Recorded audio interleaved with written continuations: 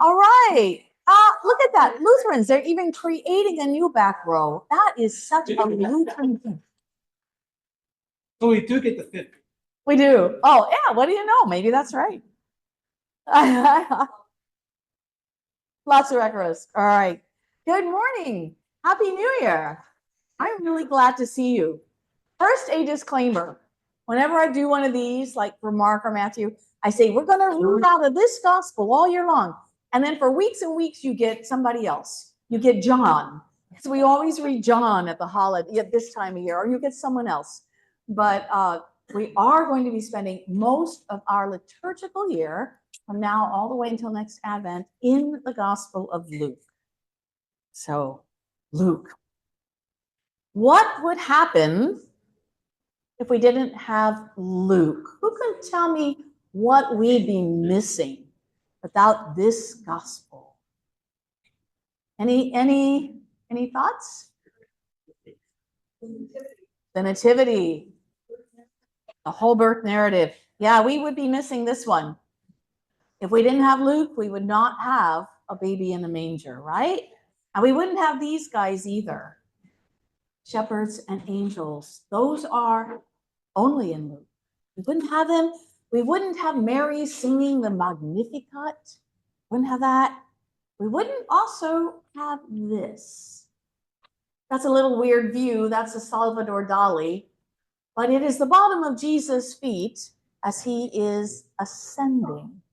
The ascension is in Luke and in Acts. So Luke wrote it twice and no one else did. We would not have Pentecost, which is in Acts. Why am I talking about Acts?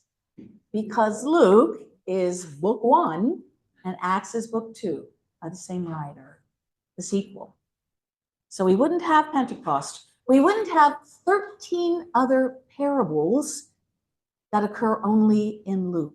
13 parables. And among some of those are some of our favorites. This little guy, I can identify with that short person who just wants a better view. Zacchaeus. We wouldn't have Mary and Martha trying to decide which is better, to listen or bake the bread for Jesus. We wouldn't have this one. What story is that one? You know that one? Yeah, Penny's right. Good Samaritan. We wouldn't have this one either. Prodigal son, right. Two of probably our best, I think, two of my favorite parables, I should say. Those are only in Luke. Life without Luke would be a stripped down version of our story of Jesus' life, wouldn't it? Which is one of the reasons Luke is the longest book in the New Testament, and many think it is the most beautiful. And we're going to get more into why they think it's the most beautiful next. So we're going to start with the context and the background and all of that. And in this 2-part session on Luke, we'll do some of that first, the macro picture. And in the next one, we're going to actually do a quick synopsis of what's in all of it and some of why. So who wrote Luke? That seems so obvious. Who wrote Luke? Oh, Luke wrote Luke. Well, actually, troublemaker in the back row. All the Gospels are really anonymous. We don't actually know exactly who wrote any of them. But yes, it is probably Luke, because Luke, we knew he was a physician. We knew he was a traveling companion of Paul's. So we think it was Luke, the beloved physician referred to in Colossians, 2 Timothy, and Philemon. And right there is how we always want to read everything in the Bible, by reading other parts of the Bible, so that the Bible can help us understand it and interpret it for itself, right? So that is Luke. Certainly we know that the writer of Luke was very well educated, liked to use a lot of words, 800 more words than appear anywhere else in the Bible. We get in the Gospel of Luke. So a man of truly letters, a man of letters. He had deep familiarity with both Hebrew scripture and with the Hellenistic scripture, with the Hellenistic writings of the day. So Virgil, Homer, you can find references to all these in the Gospel of Luke. So the question kind of arises, was he Jewish or Gentile? Anybody know that one?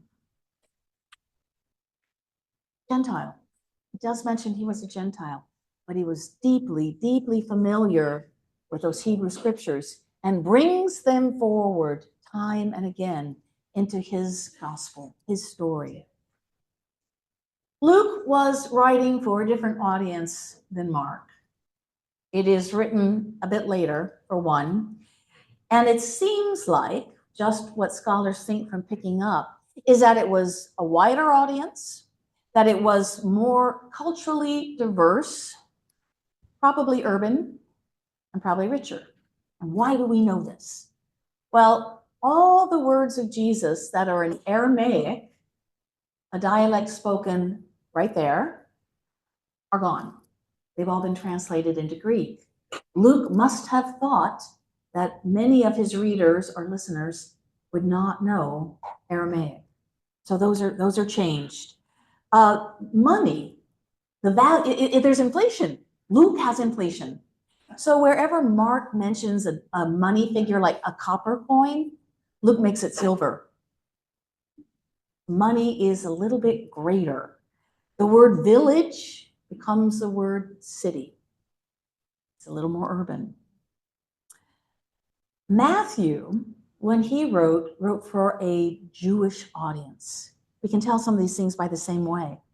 And Luke wrote for one probably primarily not Jewish, not all. In Luke, Jesus is also a little bit more urbane. He's more powerful, doesn't question himself or what's going on as much. He is less emotional and angry. So the temple cleansing scene where he goes into the temple and he flips over the table of all those money changers who now have silver, not copper coins, he is a little more restrained than in the telling for Mark. The disciples are a little smarter too. They're not quite as obtuse. They're not always messing up.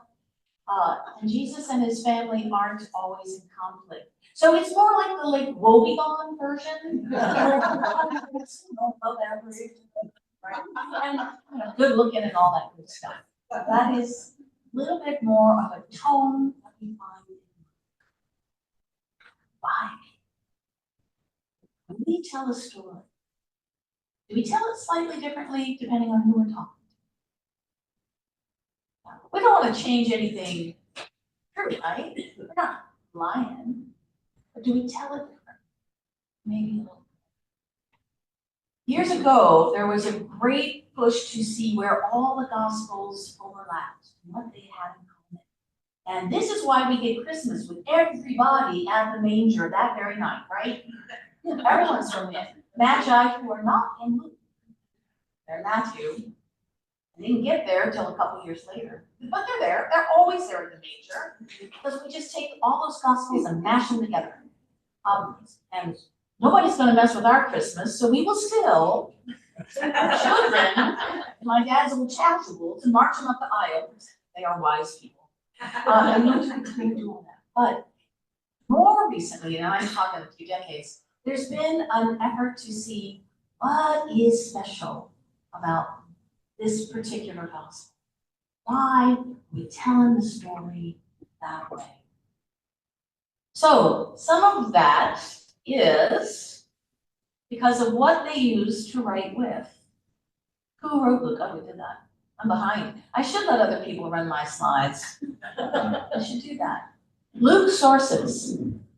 I told you that Luke came after Mark. Probably 15 years, maybe a little more. We can't date it exactly. We think it's around 80, year 80 AD. So the temple is well down, right?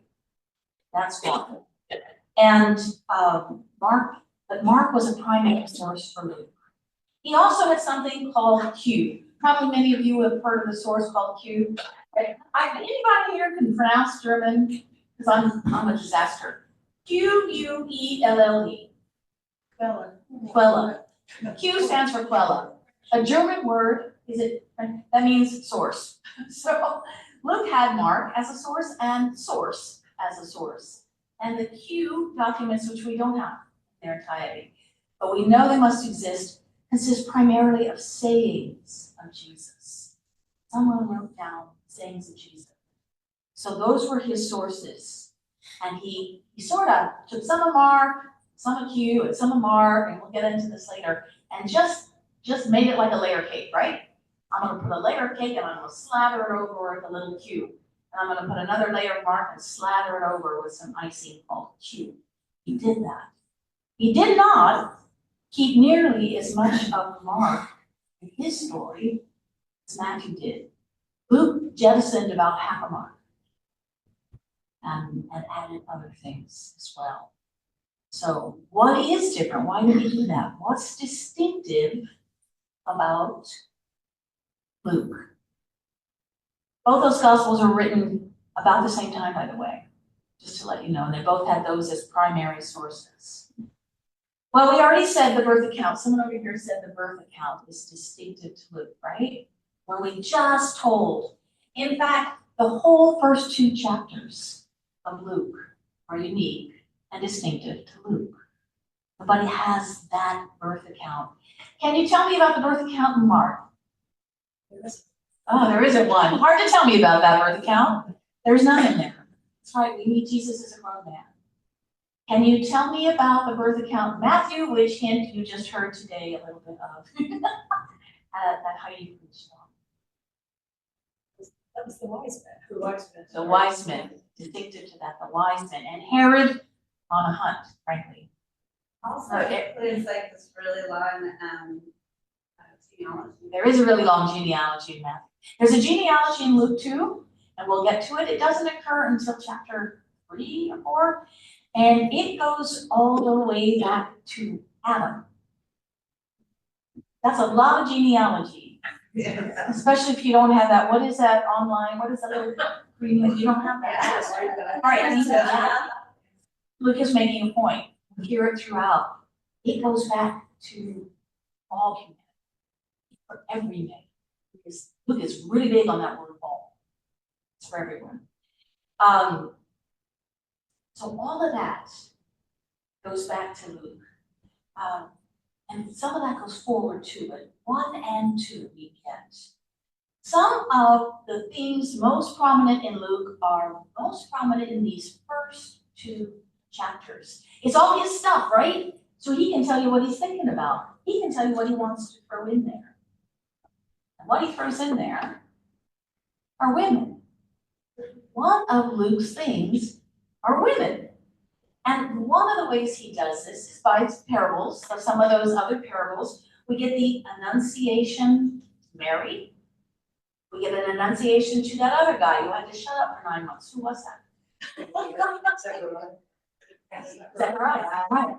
We get parallel stories. Luke gives us, if there's a story, like the man who lost a sheep and went to look for him, Luke will give us a parallel.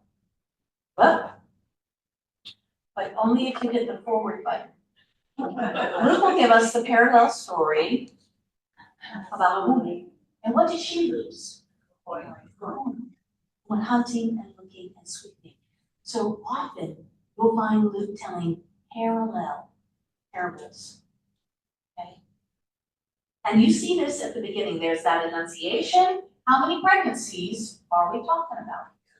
2. That's right. We've got John the Baptist and we've got Jesus. And we have parallel pregnancies throughout. The other thing that you see in Luke that is a little surprising are these people. Remember, they weren't everybody's favorite. But Luke includes a lot of stories of Samaritans. Why would you think? Say that louder. Inclusiveness. Inclusiveness. Yes, yeah. Who's, do you know the story? Can you tell enough about that picture to tell me that story? Woman at the well. That is a Samaritan woman, Samaritan town, where Jesus has A, no business being, and B, he's talking to a woman, and his disciples are a little bit scandalized that he's doing these two things. And not only is he talking to her, this is his longest discourse. His longest conversation is with a Samaritan woman. And do you know what she goes and does? She becomes the first apostle by doing what? Everybody was telling the whole village what he said. She went and said to everybody, hey, y'all come and see. This guy knows way too much to just be some dusty, normal Jewish rabbi. That's that guy. So we get Samaritans. The other thing we get in Luke is this setting. Mark, Jesus goes to Jerusalem when? Yeah, he's gonna die. No, not in Mark, not in Mark. Mark, Jesus goes to Jerusalem to die. That's when he turns his face to Jerusalem. In Luke, he gets there a couple times. Luke likes Jerusalem. He goes there as a baby, the Song of Simeon. And in Luke, there's another prophet, Anna. She doesn't get to sing it, but she's there. You'll see her. And he goes as, someone said a boy. Yeah, he goes as a boy at 12, right? And there's a scene where he weeps over Jerusalem. Oh, Jerusalem, how I long to gather you as a hen gathers her chicks. That beautiful image of, I just want to bring you in, protect you. That scene in Luke. So Jerusalem is a focal point for Luke. Another theme in Luke's deep areas are money, poverty, and riches. Poverty and riches. The first, Jesus spends a lot of time talking about people who have no money or no social status, or somehow they are marginalized or outcast. A lot of it's about poverty. And I don't know if you can tell the story, it's hard to tell in the other one. That is supposed to be a scene of Jesus talking to the rich young man. He says, what do I have to do? Inherit. And what does Jesus say? Yeah, and what does he do? He goes away. Right. Yeah. Bad sermon, don't like that one. But Jesus is going. The last class I taught in here on money had only 6 people in it.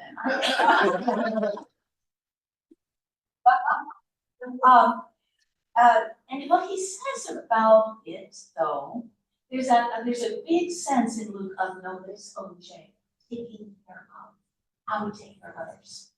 And he says, and if you do that, payback for you is, anyone has heard of this?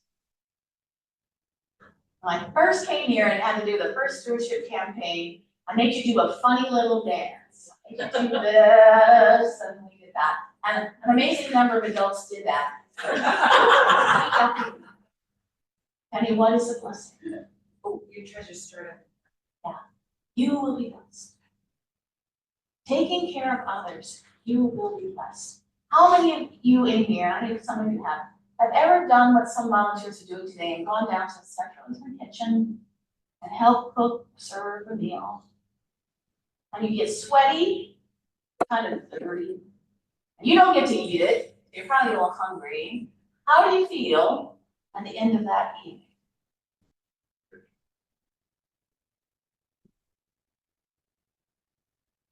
I hope you take your sweaty self out to dinner. But, you feel that. That's true. And that's what Jesus promises. You do this and your life will feel blessed. That's a miracle. That's one of Jesus' miracles, right? I don't know why that works, but I do know it does. We feel that. He tells us that. All right, we're going to go a little bit in with these themes kind of in our head. We're going to go a little bit more into chapters 1 and 2. I know you know all of this because we just had it, right? And when we do Christmas, what's one thing we love to have? Kim gives it to us, and Lee gives it to us, and the band gives it to us. What do we get? That is right. It is. What did I do? Jesus, the musical. Yes. There apparently really is a musical called Nativity, a cast of thousands. Before we had Godspell, before we had Jesus Christ Superstar, before we had Nativity, we had Luke. It is full of poetry and full of music. And that is why many say this is beautiful.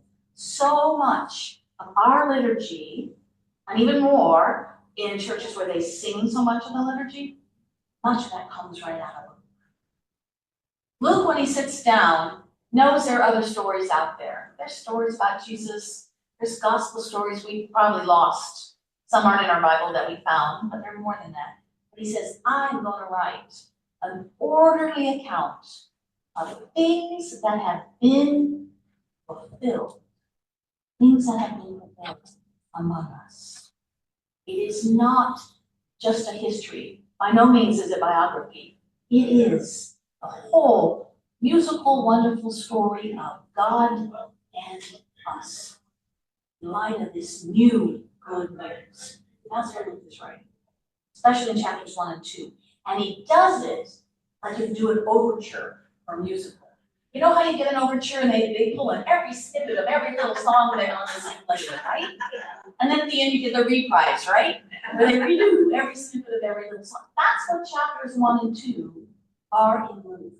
All those little things come out. Mary, powerful, God. You see all those things, and then he's going to give us 25 more chapters to unpack, right? So it's a beautiful, glorious overture. We have the double pregnancies.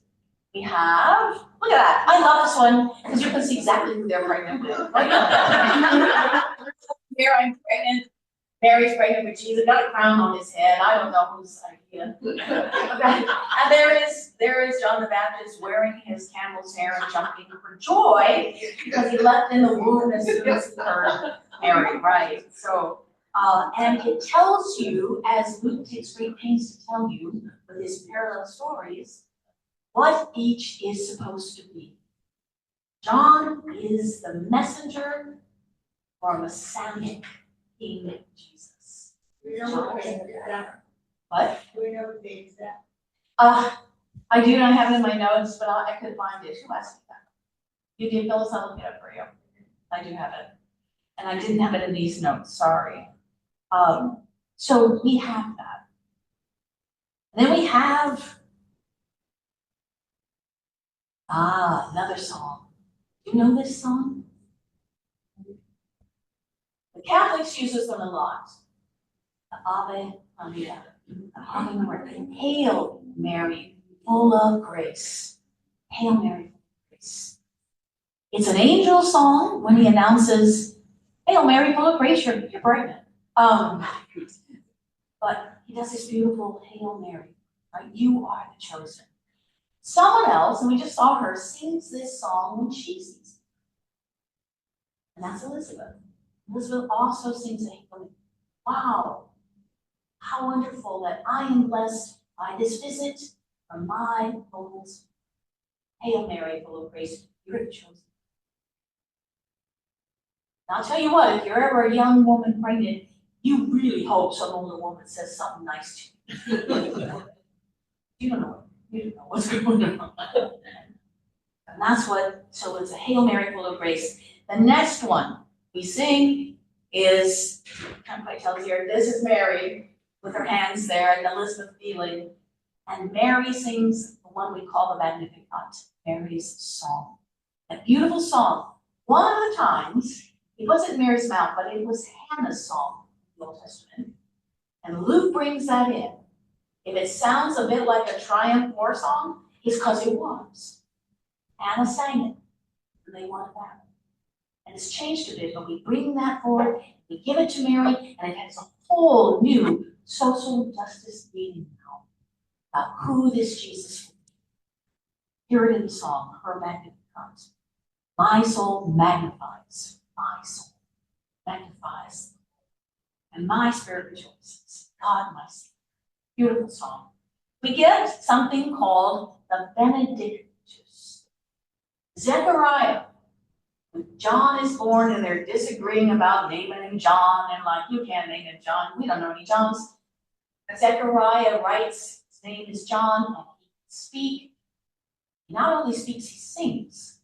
His song is called the Benedictus, and it echoes Mary's very much. You, my child, shall be called the prophet of the Most High, for you will go before the Lord. That's what Zechariah sings. All these are just in the first 2 chapters, yeah. Then these guys have their own song. That's that hard one to sing where you have to go like, whoa. I know you can sing. That's the Gloria in Excelsis. Gloria in Excelsis, the angel song. Right? And they appear to the shepherds and they sing glory in the highest. That's what that means. And these guys, and then they say, go, run, go see. This one is a little bit later, and we already saw it today. Heidi quoted it. This is Rembrandt's version of the scene. This guy's been hanging out in the temple praying for a very long time. He's about ready to die. And in walks Mary, Joseph, baby, present for circumcision. So we're home.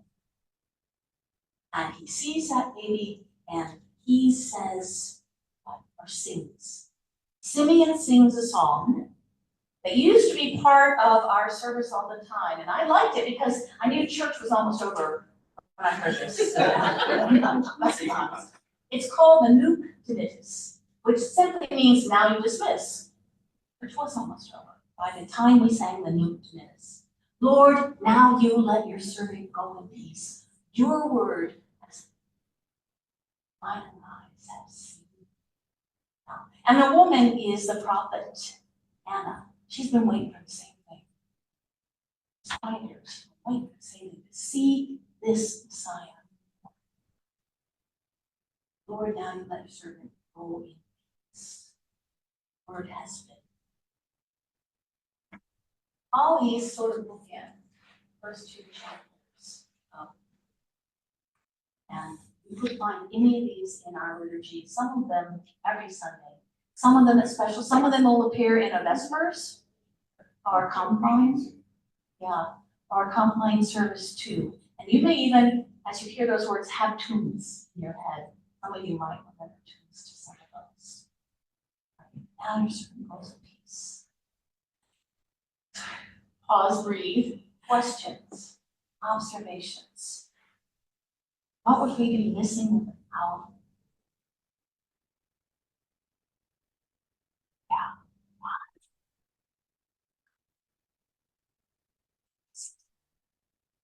That beautiful picture. What does song do in our head? Some of you are pulling up the tune to that in 2 minutes. It goes way back. I've sung it for a long time. Yeah. There's a lot of association, so it helps us learn and helps us remember and remember.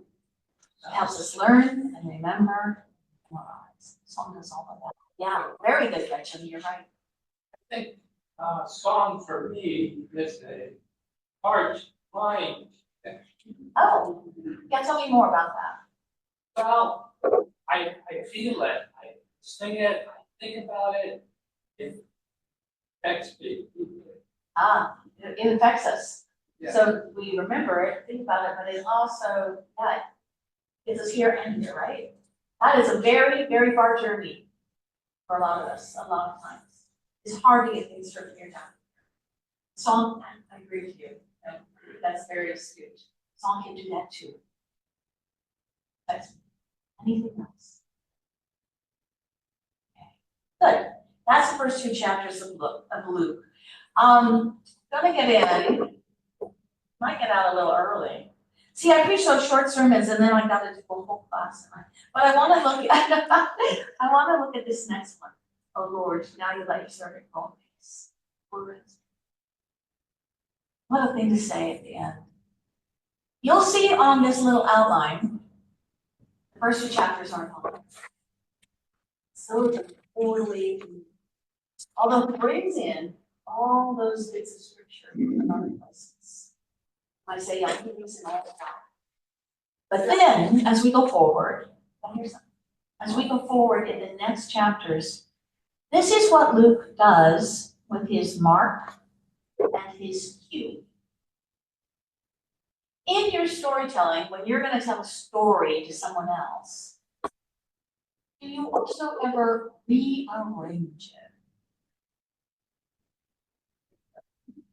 Yeah, yeah. Why do you rearrange it? To make your point.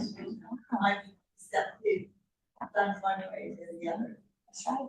I find this a little weird, but I find in context, back then when they had few means of communication, and now we have ways to communicate from. Yeah, we have a lot of ways of talking. Would it be analogous to say that they were that here as influencers? Ah, influencers. And so why were they paid for doing that, or was there some reward other than the greater glory, or? Mm-hmm. And so why is it so difficult to communicate these messages in today's environment without context, or context requires so much belief, just basic belief rather than empirical facts. Yep. And so why are we having so much trouble with answering fundamental beliefs? And for me, it's an inability to explain it. Resonates. Mm-hmm. I mean, you said a couple things. Thank you, Dennis. Was he paid? He inscribes his Gospel of Luke to Theophilus. And there are two kind of schools of thought on Theophilus. Who is this guy, Theophilus? Some scholars say, well, he's probably the patron. He's probably the guy who helped underwrite the writing and distribution of Luke's Gospels. There's no one who thinks that Luke only wrote this for Theophilus, that this was a private story just for you, Theophilus. There's some others who think that name might be actually something more than just a person's name, because Theo means God, right? Yeah, the lover of God. Lover of God, yeah.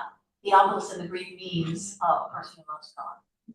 So whether it was a person who was perhaps a patron, it would have been expensive, time-consuming to have copies, because they didn't have copiers and staples and all of that to produce that. Yeah. Did he personally? I don't know. We don't know whether he personally did that. We do know that for many of those disciples and Paul, who made tents on the side or did other things on the side, they weren't making much money just preaching. No, they did other things. As pastors in many places are doing that. At the time, was there controversy at all about including Luke? The canon, that came later. Oh, Okay, the canon was put together later. No, and I speculated, I wasn't in their heads, but why some things made it and why some things didn't is very interesting. But I think there wasn't controversy on this, but I think they were looking for the variety, less than the mashup. Because John is very different from the 3 synoptics. Synoptic is just the way I see. And Mark and Matthew and Luke have basically the same optics, the same look alike Christ. In large part because Matthew and Luke both use that Mark as their source. But no, there wasn't, I don't know. and what if it? Over some of the letters there was. What if it not? Yeah, no, What well, a difference. we have, we have a Catholic Bible and a Protestant Bible, and the Protestants left some stuff out of the Catholic that the Catholics put in there, and then Apocrypha. All those things we don't usually read from. And we also do have, probably should use more, things that have been found since. And sometimes even in our lectionary, you will see an alternate reading from wisdom, book of wisdom. some others. We should roll more of those in. Gospel of Thomas didn't make the cut. It was fun. There's some others that get a little weird into our mind, to our way of thinking about that. And so, yeah. So this is what Mark does. He's like, well, Mark's really cool. This is good stuff. This is what happened. But he's missing all these wonderful sayings, this Q source. He's missing all these wonderful sayings of Jesus. And we better have more of those. So Jesus talks a lot more. And as we unfold that, there are places Jesus talks, I didn't write them on here. Luke 6:20 through 8:3. Luke, the second one down, that Q source, we don't have a Sermon on the Mount. We have a Sermon on the Plain. This isn't up in a classic teaching place, a mountain, like Moses, where he's bringing stuff down. He's by the Sea of Galilee, which is relatively flat, but it has much of that same content, Sermon on the Plain, shorter. Later on, the longest part. Look at this last Q source. Luke almost to 10 through 18. You can see we just overlaid where we cut things up, we just overlaid. Man, just put them into chapters, because it wasn't. It happens. That is all one long journey to Jerusalem, which essentially is a literary device that gives Jesus time to teach a whole lot on the way. And many of those parables, many of that talking and it's about money, this is how a Christian should live. This is what a Christian life looks like. This happened on that journey to Jerusalem. Yeah. If the word for Mark was immediately, Mark uses that word like 42 times in that short little book of Mark. Immediately, right now, urgent. Luke says, today you will be with me in paradise. Today, all the time he's saying today. This is fulfilled among you today. Get into that on some of the themes. Well, we'll take a look at some of those themes, and then we'll repeat those next time too. These are themes that run throughout now, all through the rest of the chapters. Big themes of Luke. Worship and prayer.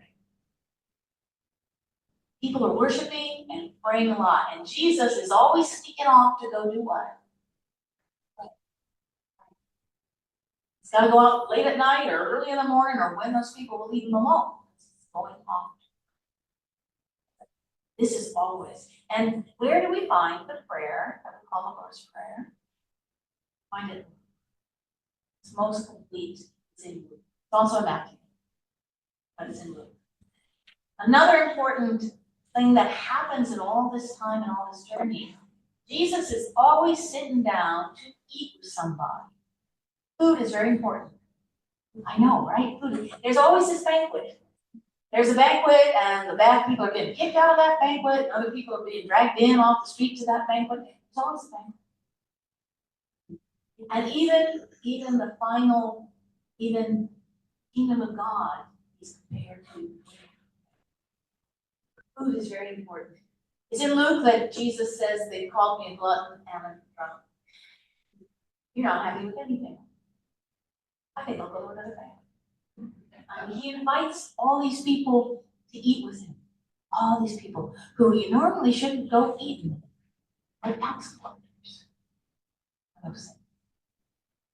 Food. Ministry to the disadvantaged. We already talked about that. Sorry, no, I don't have. I'm just going through some of the things that are up there. Oh yeah, they are. Thank you. Yeah, food. Thank you, Marco. Ministry to the disadvantaged. This is a big part of it. So a lot of where we get our sense of what it means to be Christians in the world today comes from he was concerned with that. Some of that comes from Luke because of his view of what salvation is. For Luke, it's now. Now, some of that is the timeline. When they wrote Mark, they're still thinking Jesus is coming back anytime. Gotta get you saved now. Gotta get you saved now before he comes back. It's a little later. Jesus hadn't come back yet. And we start seeing the development of something we call realized eschatology, which just means salvation now. So for Luke, it's less about Jesus' death and more about Jesus' life. Mark is all about this. Luke is a lot about that teaching. What did Jesus come to teach us, show us of how? So as we go through some of that other, we'll see much more about focus on Jesus' life. Now, these aren't black and whites. You know, it's not that Luke doesn't have the cross, the death, and resurrection. Yes. This is where their emphases are. Are there any questions about anything so far? Yeah. Our comments. We were talking about Mark and Luke. Hmm?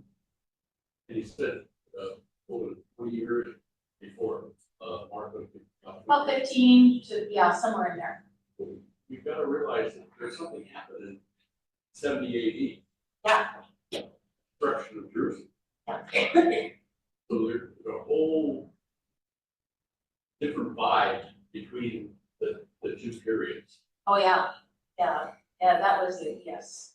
Life changing. They haven't rebuilt that temple yet. Heidi referred to it as, and by now, this message is spreading farther and faster among the Gentile population, non-Jewish people, than it is in the Jewish. So you can see those changes. It's the here and now thing maybe based on that as well, because, okay, now what? Now what? Yeah. I mean, we do that, right? COVID, we do that. Yeah, now what? COVID, now what? And now we're coming to the end of that COVID, like, now what again? Oh, I have to go back to work 5 days a week. I have to wear masks to work. No, not my slippers. Life change, those are life-changing events. Happen, and we spend some time adjusting, going, what does it mean now? And Luke is wonderful teaching us these promises come forward. These promises that have been made since the beginning of time, since Adam. Promises have been made. They are being fulfilled among us today. That's his gospel message. He sure proclaims it. You gladly have the richness of Luke, and I look forward to having it. Any other questions or comments? Thank you. Thank you, all musicians and readers, etc., getting us through that beautiful Christmas season. All of them intact, a little of Matthew thrown in, and that was all good. That's music. Thank you. John, you can go have another.